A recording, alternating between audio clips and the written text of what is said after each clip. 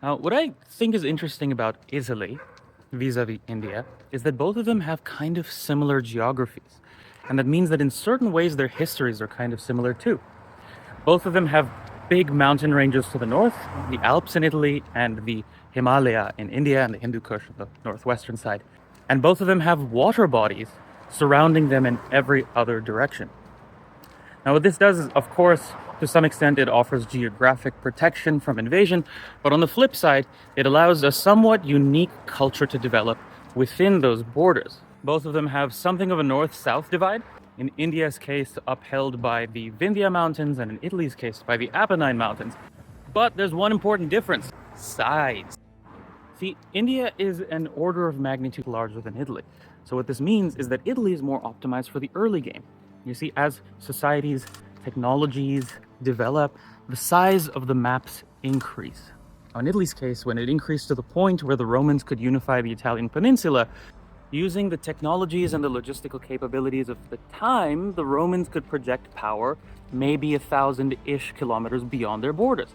And that's how they unified North Africa, Turkey, and most of Europe as well. In India's case, unification throughout most of history, because of the sheer size and terrain of India, was quite difficult.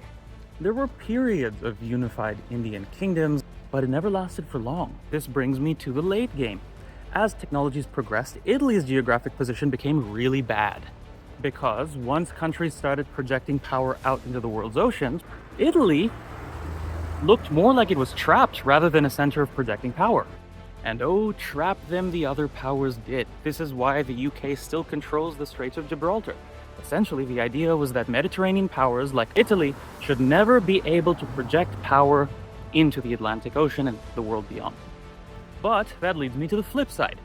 India's geography is fantastic for the late game. Warships project power over thousands of kilometers easily. With the Indian Navy increasing its tonnage as much as it is per decade, it's only a matter of time before India becomes the dominant power in the Indian Ocean. Now, India, of course, has two major powers to compete with here. One is the United States, which has a base in Diego Garcia and in multiple of the Gulf countries. And the other one is China, which is greatly increasing its naval tonnage, but most of that is focused on the South China Sea, and only some of it can be used to project power in the Indian Ocean. Understanding this helps you also understand why other powers that are normally enemies with each other, like the United States and China, all support in some tacit way Pakistan, even if Pakistan houses the world's most wanted terrorists, to keep India out of the Indian Ocean for as long as possible. India's future is in its navy. And I'm going to have a lot more to say about navies of various countries in videos going forward. Follow for more.